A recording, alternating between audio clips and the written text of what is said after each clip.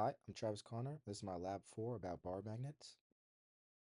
So the purpose of this experiment was to determine the distance dependence of a magnetic field of a small bar magnet, measure the magnetic field of the magnet on axis and off axis using the Biot-Savart law for magnetic fields, simulate the field of a bar magnet in GlowScript, compare the measured magnetic fields to the simulated magnetic fields. The overall findings I found were that the magnetic field of the magnitude of the net magnetic field increases as the distance decreases. The magnetic dipole moment is roughly 1.85. The magnitude of the measured off-axis magnetic field is 6.289 times 10 to the negative 5. The magnitude of the simulated off-axis magnetic field is 3.665 times 10 to the negative 5. So the key concepts used in this lab was the Biot-Savart law, which relates to the magnetic field in Teslas produced by an object in an observation point,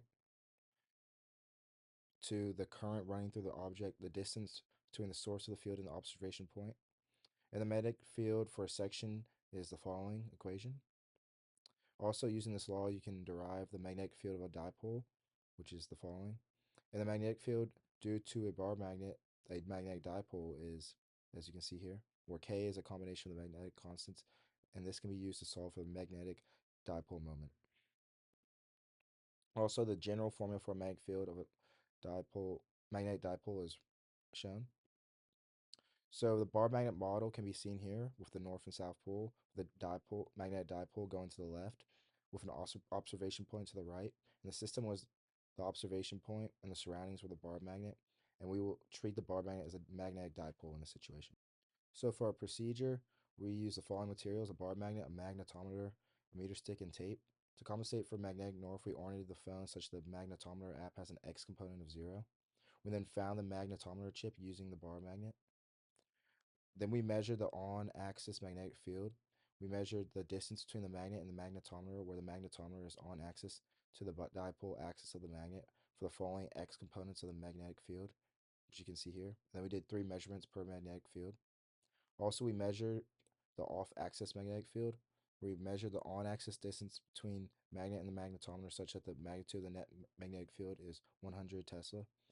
Then we recorded the Y component of the Earth's magnetic field, and then we also apply this distance in the Y direction to move the magnetometer to the new distance.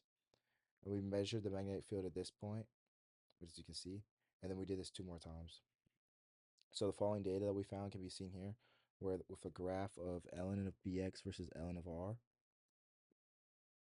So the regression line from the data used is this following formula, and the slope of the regression line equals n, and the y-intercept equals natural log of k. Then we solve for k by using Euler's constant and the exponential function. Using the constants derived from the regression line, the following equation can be used to solve for the magnetic dipole moment.